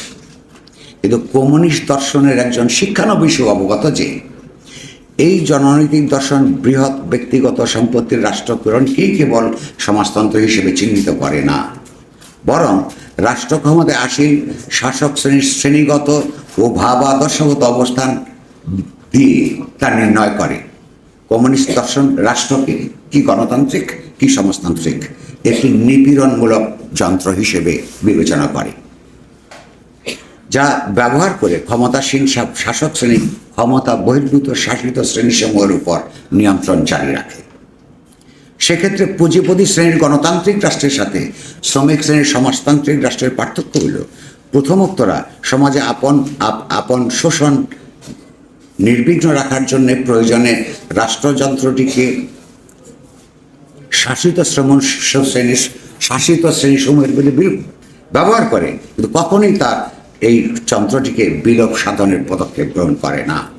অন্যদিকে কমিউনিস্ট ও সমাজতন্ত্রীরা শ্রেণী সংগ্রাম যাদের কাছে শ্রেণীহীন সমাজে পৌঁছানোর একটি অন্তর্বর্তীকালীন বা ঐতিহাসিক পর্যায়ে সমাজতান্ত্রিক রাষ্ট্রটিকে শ্রমিক শ্রেণীর একটি অন্তর্বর্তীকালীন নিপীড়নমূলক সংগঠন হিসেবে দেখে, যে সংগঠনটি শ্রেণীহীন সমাজে পৌঁছানোর বিরুদ্ধবাদী শক্তিসমূহকে দমন করার জন্যই ব্যবহৃত হয় এবং সেই প্রক্রিয়ায় চূড়ান্ত পর্যায়ে রাষ্ট্রের প্রয়োজনীয়তা অবান্তর হয়ে পড়ে এবং তা ধীরে ধীরে ইতিহাসের গহ্বরে বিলীন হয়ে যায় বলে তারা বিশ্বাস করে। জগতে শ্রেণীর অস্তিত্ব যদি বিলোপ হয়ে যায়, তবে শ্রেণী শোষণের হাতিয়ার হিসেবেও রাষ্ট্রের অস্তিত্ব স্বয়ংক্রিয়ভাবে বিলীন হয়ে যাবে। একটি রাষ্ট্র সমাজতান্ত্রিক কি না তা প্রধানত নির্ভর করে রাষ্ট্র ক্ষমতা শ্রমিক শ্রেণীর দখলে কিনা ও তার সমাজের পুঁজিওয়ালা শ্রেণীর আধিপত্য হ্রাস করে শ্রমিক শ্রেণীর সময়ের অপরাপর শোষিত নির্গতিশীল শক্তিমান জননৈতিক অর্থনৈতিক সাংস্কৃতিক বিকাশে ব্যবহৃত হয়েছে কিনা তার উপর। কেবলমাত্র ব্যক্তি মালিকানাধীন সম্পত্তি রাষ্ট্রীয় মালিকানার হস্তান্তরের উপর নয়, কেননা অন্য কারণেও ব্যক্তিগত সম্পত্তি রাষ্ট্রীয়করণ করতে পারে এবং বাংলাদেশে তাই ঘটেছিল। পাকিস্তানের শিল্পপতিদের ফেলে যাওয়া বড় বড় কলকারখানাগুলো যেমন আদমজি ও বাওয়ানি জুট মিল কেনার মতো পর্যাপ্ত পুঁজিওয়ালা শ্রেণীর অস্তিত্ব বাংলাদেশে তখনও ছিল না। ফলে প্রথমে রাষ্ট্র সেগুলিকে অধিগ্রহণ করে বা করতে বাধ্য হয় এবং পরে নানা বৈধ ও অবৈধ উপায়ে বাঙালি ব্যবসায়ী শিল্পপতিদের একটি অংশ পুঁজি আহরণের পর ওইসব শিল্প কারখানাগুলো ব্যক্তিগত খাতে ফিরিয়ে দেওয়া হয়। স্পষ্টতই লীগের সমাজতন্ত্র আসলে সমাজের সমাজতন্ত্রায়নের পরায়ণ অংশকে ধোঁকা দেওয়ার অপকৌশল ছাড়া কিছু ছিল না। লীগের এই অপকৌশলে বামপন্থী বুদ্ধিজীবীদের একাংশ সেদিন বিভ্রান্ত হয়েছিলেন বইকি, যারা লীগ সরকারের ব্যক্তিগত সম্পত্তি রাষ্ট্রীয়করণের নীতিকেই সমাজতান্ত্রিক অর্থনীতি গড়ে তোলার একটি পদক্ষেপ হিসেবে বিবেচনা ও প্রচারণা করেছিলেন। কোনো দেশে পুঁজি বিকাশের অর্থশাস্ত্রসম্মত নিয়ম ও জননৈতিক দর্শন হিসেবে সমাজতন্ত্রকে অধ্যয়নের অপর্যাপ্ততাই ওই বাম বিভ্রান্তির উৎস। যাই হোক, আমার মনে হয় যে এবার আপনি সংক্ষিপ্ত করে আস্তে আস্তে বই না দেখে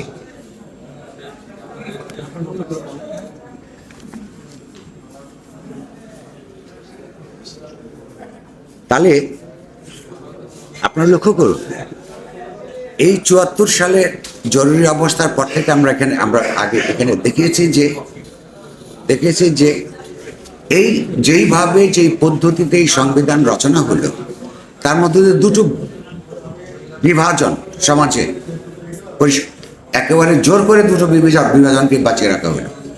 একদিক হচ্ছে মুক্তিযুদ্ধে যে সমস্ত দলগুলি অংশগ্রহণ করেছিল তাদেরকে সংবিধান প্রণয়ন প্রক্রিয়া থেকে বাইরে রাখা, এবং সমাজে যেহেতু দুটো রাজনৈতিক ধারাও প্রবলভাবে তখন বহমান ছিল, তার সঙ্গে তাদের বুদ্ধিজীবী সাংবাদিকদেরও তার আবার দুটি ধারা ছিল। ফলে যখন একটা নতুন রাষ্ট্রে যারা সবাই যুদ্ধ করেছে, যুদ্ধের পক্ষে মতামত তৈরি করেছে, একটা অংশকে পুরোপুরি বাইরে রাখা হলো। শুধু পলিটিক্যাল না, ইন্টালেকচুয়ালদেরও, সাংবাদিকরাও দুই ভাগে বিভক্ত হয়ে গেল। এক পক্ষ লীগের পক্ষাবলম্বন করলো, আরেক পক্ষ তার বাইরে থেকে গেল। এই যে প্রথমেই যে বিভাজন প্রক্রিয়াটা শুরু হল, সেইটার বিস্ফল আমরা তো এখনো পেয়ে চলেছি। কিভাবে? কিছুদিন পর আপনারা জানেন, এগুলি আসলে কি অনেকে ভুলে গেছে। একবার একটু মনে করিয়ে না দিলে যে কি কি আসলে হয়েছিল, এটা ভয়াবহ সব ঘটনা ঘটেছিল। সেপারেশন অফ পাওয়ার, এরপরে বাকশাল গঠন করা হলো ৭৫ সালে। তার আগে সমস্ত পত্রপত্রিকা চারটা ছাড়া বন্ধ করে দেওয়া হলো। সাংবাদিকদের একটা বিরাট অংশ বেকার হলেন। মুদি দোকানদার থেকে শুরু করে ওটা কি বলে যে শুল্ক বিভাগের কর্মচারী হলেন। তাদের বুদ্ধিবৃত্তিক আপনার পেশা থেকে সরে যেতে হলো। এবং ওয়ান পার্টি স্টেট থিওরিটিক্যালি সারা দুনিয়ায় বহুমত প্রচারের সুযোগ রাখতে পারে না, কারণ ওয়ান পার্টি স্টেটকে সমালোচনামূলক যদি আলাপ আলোচনাগুলি সমাজে বিরাজ থাকে, সেই ওয়ান পার্টি স্টেট কোয়েশ্চেনড হবে। ফলে ওয়ান পার্টি স্টেট মানে আপনার ওয়ান পার্টি বুদ্ধিবৃত্তি। এই ঘটনাটা সেদিন ঘটল। এবং আরেকাংশ কী হলো, রাজনীতির নানানভাবে নৈরাজ্যের রূপ পরিবহন করলো, সশস্ত্র সংগ্রাম শুরু হলো, পর্যাপ্ত সক্ষমতা ছাড়াই খুনাখুনি শুরু হলো, বুদ্ধিজীবিতা দ্বিধা বিভক্ত হলো। এরকম একটা পরিস্থিতিতে এই সেপারেশন অফ পাওয়ার আর একটা যেমন সভরেনিটি অফ পিপল, আমরা ইতিমধ্যে ব্যাখ্যা করেছি যে পার্লামেন্ট কখনো সভরেন হতে পারে না। পার্লামেন্ট সভরেন ইজ পিপল, এবং এইটাই ডেমোক্রেসিকে অন্য তত্ত্ব থেকে আলাদা করে। এবং এই তত্ত্ব বহু পুরনো। লুই 16 যখন বলতো সে এই ফরাসি বিপ্লবের আগে যে I am the king and king is the divine representative of god, সেদিন থেকে এটার বিরুদ্ধে যে লড়াই শুরু হয়, গড এবং ধর্ম এবং রাজনীতির, যেটা আমি জননীতি বলতে পছন্দ করব, রাজনীতির সেপারেশনটা হয়। কারণ এটা এই দুলার ধরনীতে যে রাষ্ট্র ব্যবস্থা মানুষের জন্যে, সেই মানুষই ঠিক করবে তার রাষ্ট্র একটা সংগঠন হিসেবে কিভাবে পরিচালিত হবে। এখানে ধর্ম আলাদাভাবে থাকুক, কোর্ট সিস্টেমকেও পৃথক করার ব্যবস্থা করা হয়েছে। 75 সালের আপনার এই যে বাকশাল নিয়মের মধ্যে সমস্ত কোর্টকে নির্বাহী বিভাগের 3টা বিভাগ, আইন বিভাগ, আপনার বিচার বিভাগ এবং নির্বাহী বিভাগে 3টা মিলে একটা গণতান্ত্রিক রাষ্ট্র হয়। এই 3টার মধ্যেকার সমন্বয় যেমন দরকার, তার সঙ্গে তার পৃথককরণ দরকার, পরস্পরকে যাতে প্রভাবিত করে পুরো ব্যবস্থাকে ধ্বংস করতে না পারে। আমরা দেখলাম যে একদলীয় যে পরিবর্তনটা হইল সাংবিধানিকভাবে, সেখানে এমন প্রধান বিচারপতি এমনকি অধস্তন আদালতের যে ম্যাজিস্ট্রেট, সেটাও প্রেসিডেন্টের হাতে চলে এলো, যিনি নির্বাহী বিভাগের প্রধান। অর্থাৎ রাষ্ট্র একটা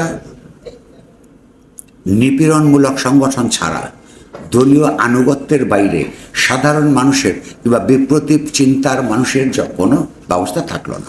দুঃখজনকভাবে সেইটার অত্যন্ত মর্মান্তিকভাবে সে সরকারের পতন হলো। পতন হওয়ার আগে দু একটা ঘটনা, মানে আপনাদের তরুণদের অনেকে আপনি লক্ষ্য করুন, তাজউদ্দিন আমাদের ব্যাপারে আপনাদের দেশরা সমালোচনা থাকতে পারে, কিন্তু আপনি লক্ষ্য করুন 1971 সালের 9 মাস ধরে যিনি আপন দলের 3টা ফ্যাকশনের মতামতের বিরুদ্ধে দাঁড়িয়ে স্বাধীনতার যুদ্ধকে অব্যাহত রাখলেন এবং শেষ মুহূর্ত পর্যন্ত রাজনৈতিকভাবে এই মুক্তিযুদ্ধের উপর রাজনৈতিক নেতৃত্ব কায়েম রেখে একটা সুষ্ঠুভাবে একটা ঘটনা শেষ করলেন, সেই মানুষটাকে আওয়ামী লীগ স্বাধীন বাংলাদেশে ক্ষমতা দখল করার পর, ক্যাবিনেট গঠন করার পর, সেখান থেকে অত্যন্ত অপমানজনকভাবে তার প্রধানমন্ত্রীর থেকে তো আগেই তার তো ডিমোশন হয়েছিল, তিনি অর্থমন্ত্রী ছিলেন, সেখান থেকে বিদায় করে দেওয়া হয়। যার কথায় তাকে বিদায় করা হইল খন্দকার মুশতাক আহমেদ, সেই খন্দকার মুশতাক আহমেদই 1975 সালের 15 আগস্ট যে রক্তক্ষয়ীভাবে মুজিব পরিবার সহ ওই সরকারের পতন নিশ্চিত করল, এই খন্দকার মুশতাকের কথাই সেই ঘটনা সংঘটিত হয়েছিল। কিন্তু তারপরে কি হলো, এই কতক্ষণ আগে যাদের খুব বেশি ভালো লাগে না, এইবার এখন একটু ভালো লাগতে পারে তাদের।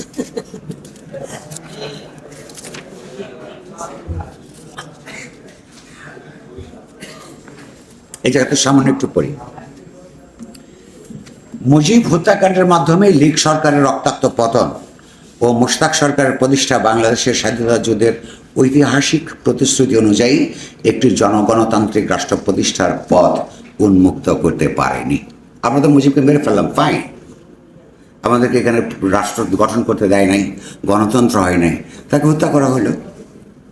সেটার জন্যে যেহেতু তার জনপ্রিয়তা একেবারেই শূন্যের ঘরে পৌঁছে গেছিল, এটা শুনতে খুব খারাপ লাগলেও এটি বাস্তবতা যে সেই এত বড় হত্যাকাণ্ডের পর শেখ মুজিব বাংলাদেশের স্বাধীনতা সংগ্রামের শেষ পর্যায়ের নানান পর্যায়ে আন্দোলন সংগঠিত হয়, সবচেয়ে বড় নেতা ছিলেন, তার এরকম নির্মম পতন হলো, কাউকে প্রতিবাদ করতে দেখা যায় নাই। 2 দিন আগে তার যারা দোসর ছিল, যারা গুণগ্রাহী ছিল, যারা তার সুবিধার ভোগী ছিল, কাউকে দেখা যায় নাই। কিন্তু তারপরেও কি হলো, মুশতাক সরকার একদলীয় বাকশাল ব্যবস্থার বিলোপ ও বাকশালের অধীনে নিষিদ্ধ পত্রপত্রিকা পুনর্জীবন ঘোষণা করে। কিন্তু তার স্বল্পস্থায়ী শাসনামল শুরু হয় সামরিক শাসন দিয়ে। ক্ষমতাসীন হওয়ার 5 দিনের মাথায় 20 আগস্ট তিনি সামরিক শাসন জারি করেন। তাছাড়া তার শাসনামলে রাষ্ট্রের ধর্মনিরপেক্ষ অসাম্প্রদায়িক বিকাশের ঐতিহাসিক অঙ্গীকারের বিপরীতে রাষ্ট্র ও রাষ্ট্রীয় আচারের ধর্মীয়করণ প্রক্রিয়া শুরু হয়। সর্বোপরি তার শাসনাধীন বাংলাদেশ এক ভয়ঙ্কর খুনোখুনির পর্বে প্রবেশ করে। ঢাকার কেন্দ্রীয় কারাগারে বন্দী বাংলাদেশের ভারপ্রাপ্ত রাষ্ট্রপতি সৈয়দ নজরুল ইসলাম, প্রতিষ্ঠাতা প্রধানমন্ত্রী তাজউদ্দিন আহমেদ সহ লীগের 4 জন শীর্ষস্থানীয় নেতার খুনের শিকার হন। সামরিক বাহিনীর সংগঠিত অভ্যুত্থান ও পাল্টা অভ্যুত্থানে স্বাধীনতা যুদ্ধের একাধিক বীর সেনাপতি, সহস্রাধিক মুক্তিযুদ্ধ সেনা কর্মকর্তা ও সৈনিক নিহত হন। ইতিমধ্যে 3রা নভেম্বর ব্রিগেডিয়ার জেনারেল খালেদ মোশাররফের নেতৃত্বে সংগঠিত এক অভ্যুত্থানের পরিণতিতে সেনা প্রধান মেজর জেনারেল জিয়াউর রহমান বন্দী হন। খালেদ মেজর জেনারেল পদোন্নতি নিয়ে সেনাপ্রধান নিযুক্ত হন। পরে 6 নভেম্বর খন্দকার মোশতাক আহমদকে রাষ্ট্রপতির পদ থেকে অপসারণ করে বিচারপতি জাস্টিস আবু সাদাত মোহাম্মদ সায়েমকে রাষ্ট্রপতির প্রধান সামরিক আইন প্রশাসকে নিযুক্ত করেন। কিন্তু তারপর দিনই 7 নভেম্বর আরেকটি সেনা অভ্যুত্থানে জেনারেল খালেদ মোশাররফ নিহত হন ও বন্দী সেনাপ্রধান জেনারেল জিয়া মুক্ত হয়ে কার্যত দেশের শাসক হিসেবে আবির্ভূত হন, যা 1976 সালের নভেম্বরে তার প্রধান সামরিক শাসকের পদ অধিকার করার মধ্য দিয়ে চূড়ান্ত রূপ পরিগ্রহণ করে। তারপর 1977 সালের এপ্রিলে বিচারপতি সায়েমকে সরিয়ে রাষ্ট্রপতির পদ অধিকারের মাধ্যমে জেনারেল জিয়া দেশের সর্বময় কর্তা হয়ে ওঠেন। এই প্রক্রিয়ায় লীগের একদলীয় শাসন ব্যবস্থা থেকে বাংলাদেশ কার্যত সেই সময়ে এক ব্যক্তির আজ্ঞাধীন সামরিক জান্তার অধীনস্থ হয়ে পড়ে। জেনারেল জিয়ার নেতৃত্বাধীন সামরিক শাসনামলে নানা ফরমানের মাধ্যমে বাংলাদেশ রাষ্ট্রের ইসলামীকরণ ও ধর্মীয় সাম্প্রদায়িকীকরণ শুরু হয়। কেননা এক সামরিক ফরমানের মাধ্যমে 1977 সালে রাষ্ট্রীয় সংবিধানের প্রস্তাবনার উপরে এই ধর্মীয় পরিবর্তন দিয়ে এই প্রক্রিয়া শুরু হয়।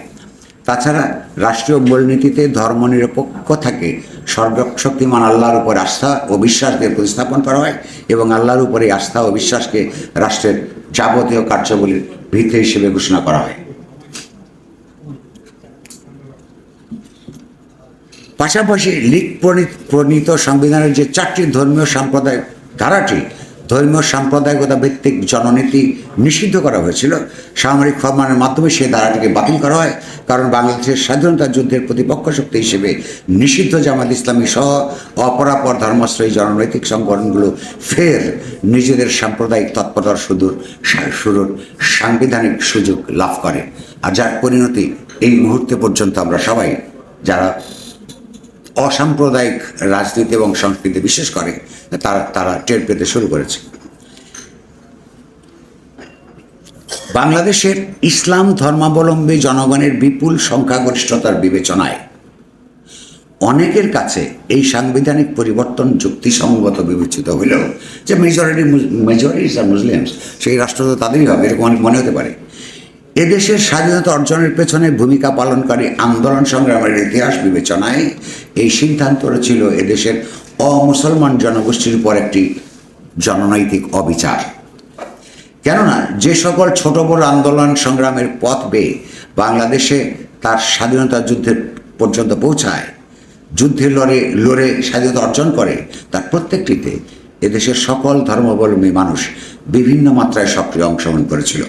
ফলে ইসলাম ধর্মাবলম্বী জনগোষ্ঠী বাংলাদেশের বিপুল সংখ্যাগরিষ্ঠ হলেও সংখ্যাগরিষ্ঠতাবাদী জননৈতিক সিদ্ধান্তটি যা এখনও বিদ্যমান চিরায়ত গণতন্ত্রের সহজাত সকলের সমানাধিকার প্রতিপাদ্যের পরিপূর্ণ খেলাপ ছাড়া কিছু নয়। কেননা রাষ্ট্রীয় পরিসরে কোনো সংখ্যাগরিষ্ঠ জাতিভুক্ত নাগরিকদের আইনগত আধিপত্য প্রতিষ্ঠার মতো কোনো সংখ্যাগরিষ্ঠ জনগোষ্ঠীর ধর্মাবলম্বী জনগোষ্ঠীর আইনগত আধিপত্য প্রতিষ্ঠা মর্মের দিক থেকে অগণতান্ত্রিক। আপনি এখন লক্ষ্য করুন আমাদের কি দাঁড়ালো। আওয়ামী লীগ তার সমস্ত নাগরিককে বাঙালি বলে, একজন চাকমার পক্ষে বাঙালি হওয়া সম্ভব না, যেমন একজন বাঙালিকে চাকমা হওয়া সম্ভব না। বিএনপি এসে এত বড় পরিবর্তন, রক্তাক্ত পরিবর্তনের পর সামরিক শাসন এবং বিএনপি শেষ পর্যন্ত যে সংবিধান গ্রহণ করলো, সেখানে আপনার সংখ্যাগরিষ্ঠতাবাদী তত্ত্বের মধ্যেই গেল। একটা গিয়েছিল আপনার জাতিবাদী জাতিগোষ্ঠীগত, আর একটা হলো ধর্মগত। তাহলে আওয়ামী লীগ থাকলে অপরাপর জাতিগোষ্ঠী তার সাইজ যাই হোক না কেন, কিন্তু আপনি লক্ষ্য করুন অবাঙালি জাতিগোষ্ঠীর থেকে বাংলাদেশের মুক্তিযুদ্ধের 2 জন বীর প্রতীক আছে। তার মানে চাকমারা বা মারমারা তারা মুক্তিযুদ্ধে অবদান রেখেছিলেন, আওয়ামী লীগ সরকারই তাদেরকে দিয়েছিল। তাহলে একটা দল ক্ষমতা আসলে ক্ষুদ্র জাতিগোষ্ঠীগুলি নিরাপত্তাহীনতায় ভোগে, আরেকটা দল ক্ষমতা আসলে ক্ষুদ্র সংখ্যালঘু ধর্মীয় গোষ্ঠীগুলি নিরাপত্তাহীনতায় ভোগে। এইটাকে একটা একটা সুস্থ ব্যবস্থা হতে পারে কিনা, এইটার বিরুদ্ধে লড়াই করা গণতান্ত্রিক শক্তিগুলোর জন্য দরকার এবং গণতন্ত্র পরায়ণ সাংবাদিকতারও দরকার। কারণ ঐতিহাসিক যে প্রেক্ষাপটটা, সেই ইতিহাসের মধ্যে আমরা দেখি সবাই অংশগ্রহণ করেছে যুদ্ধে, এই ক্ষুদ্র এটা ফ্রেঞ্চ গ্রুপ যারা বিরোধিতা করেছিল। ফলে সেই ইতিহাসের উপর দাঁড়িয়ে আমরা এই কাজটা করতে পারি না। দ্বিতীয়ত একটা খুব গুরুত্বপূর্ণ বিষয় হলো, যে কোনো সমাজে বা যে কোনো ভূখণ্ডের যত কোনো একটা জনগোষ্ঠীর মধ্যে যখন বিভিন্ন বিশ্বাসের লোক থাকে, এর মধ্যে মাইনরিটি এবং মেজরিটি থাকে, কোনো অবস্থাতেই এখানে এটা খুব বিস্তৃতভাবে প্রবন্ধে বলা আছে কেন মেজরিটির প্রোটেকশন লাগে না, মাইনরিটির লাগে। ফলে সংবিধানের মধ্যে সংখ্যাগরিষ্ঠের জাতিবাদী পরিচয়কে স্বীকৃতি দেওয়া কিংবা ধর্মীয় সংখ্যাগুরুদের সাংবিধানিকভাবে স্বীকৃতি দেওয়ার কোনো দরকার পড়ে না। কারণ এটা অটোমেটিকলি, সহজাতভাবে, ইনহেরেন্টলি এটা একটা ডমিনেটেড জনগোষ্ঠী। গণতন্ত্রের জন্য দরকার পড়ে হচ্ছে মাইনরিটিদের প্রোটেকশন। সাংবিধানিকভাবে, প্রায়োগিকভাবে দুইভাবেই এই প্রোটেকশনটা দরকার হয়। তো এরপরে এই প্রবন্ধের মধ্যে দেখানো হয়েছে যে আমাদের কিছু কিছু জায়গায় আওয়ামী লীগের গণতন্ত্রের কথা বলে এমন এক গণতন্ত্র করেছিল যে ঠিক করতে মিলিটারি লাগে। কারণ জিয়ার মাধ্যমে কতগুলি জিনিস আবার জিয়ার সময়, বিএনপির সময় ঐতিহাসিক সত্যি ঘটনাগুলি ঘটেছিল। বহুদলীয় গণতন্ত্রের সমস্যা, একদলীয় থেকে বহুদলীয় হয়েছে। কোর্ট সিস্টেমে আপনার এই যে বিচারপতিদেরকে অনেকটা স্বাধীন করা হচ্ছে, পুরোটা হয় নাই। প্রেসিডেন্টের পদে নিয়োগ ছিল, কিন্তু নিচের দিকে সুপ্রিম কোর্টের সঙ্গে পরামর্শক্রমে সেগুলি করার কথা ছিল। ছুটি মঞ্জুর, ট্রান্সফার, এগুলো অধস্তন আদালতগুলো ইয়ের হাতে চলে যায়, সুপ্রিম কোর্টের হাতে চলে যায়। পত্রপত্রিকাগুলো প্রকাশিত হতে থাকে। কিন্তু এটা ভুলে গেলে চলবে না, যেই সশস্ত্র সামরিক আবহের মধ্যে এই গণতন্ত্রের চর্চা হচ্ছে, সেই আবহ সাংবাদিকতার সময়ও সেটা তার বিরুদ্ধে ছিল। যেমন আইনের মধ্যে ছিল না, কিন্তু পুরনো আইনগুলি অব্যাহত ছিল, প্রয়োগ করা হতো না। কিন্তু ঠিকই পিআইও বলে একটা পজিশন ছিল, আছে বোধহয় এখনও। আমাদের একজন পিআইওর এখানে থাকবার কথা, আসার কথা। ওইখান থেকে প্রেসকে নানানভাবে আপনার নিয়ন্ত্রণ করা হতো, যেটা এরশাদের আমলে এসে একটা ভয়ঙ্করভাবে প্রেস অ্যাডভাইস বলে একটা প্রতিষ্ঠানই তৈরি হয়ে গেছিলো। পিআইও থেকে, ইনফরমেশন ডিপার্টমেন্ট থেকে দেওয়া হতো। আমাদের পূর্ববর্তী একজন বড় ভাই প্রেস অ্যাডভাইস নামে ওটা সংকলনও করেছিলেন, যে এরশাদের আমলে কী অবস্থা হয়েছিল। একই সঙ্গে জাতীয়তাবাদী দল গঠন করার সময় বাংলাদেশের রাজনীতিতে আরেকটা বাজে ঘটনা ঘটেছিল, যেটার প্রভাব থেকেও বাংলাদেশ এখনও মুক্তি লাভ করে নাই। 24-এর গণ অভ্যুত্থানের মধ্য দিয়ে তা প্রতিবাদ হয়েছে, কিন্তু এটার ফলাফল আমরা শেষ পর্যন্ত কি দাঁড়ায় তা বোঝার জন্য অপেক্ষা করতে হবে। কারণ হচ্ছে যে আওয়ামী লীগের বাইরে যে সমস্ত রাজনৈতিক ডানপন্থী, বামপন্থী এবং মধ্যপন্থী নানান দল এবং গ্রুপ তখন সক্রিয় ছিল, তারা 1978 সালে জাতীয়তাবাদী দল গঠন করার সময় বিভিন্ন জায়গা থেকে একত্রিত হয়েছিল। এর ফলে 2-3টা ধরনের মতামত এবং মতবাদ ওই সংগঠনের মধ্যে সবসময় প্রবাহিত থাকতো, যেগুলি এখনও হয়। আর ওই লোকগুলিকে বিভিন্ন জায়গা থেকে ডেকে এনে সংগঠিত করবার জন্যে বাংলাদেশের একটা রাষ্ট্রীয় নিরাপত্তা গ্রুপকে নানানভাবে ব্যবহার করা হয়েছে। যেই ব্যবহার তারপর থেকে অব্যাহতভাবে বেড়েছে। কখনো কখনো আওয়ামী লীগের আমলে, সর্বশেষ আওয়ামী লীগ আমল, সেখানে একটা চূড়ান্ত রূপে বিকশিত হয়েছিল তাদের প্রভাব, যার সঙ্গে আপনার খুন, অপহরণ, ডিসঅ্যাপিয়ারেন্স যেগুলি বলে, এগুলো সেই সংগঠনটার প্রক্রিয়া কিন্তু সেই দিন শুরু হয়েছিল রাজনীতিতে নাক গলানোর মধ্য দিয়ে। তো সেইটার বিরুদ্ধে ভীষণ প্রতিবাদ বাংলাদেশের সমাজে হয়েছে।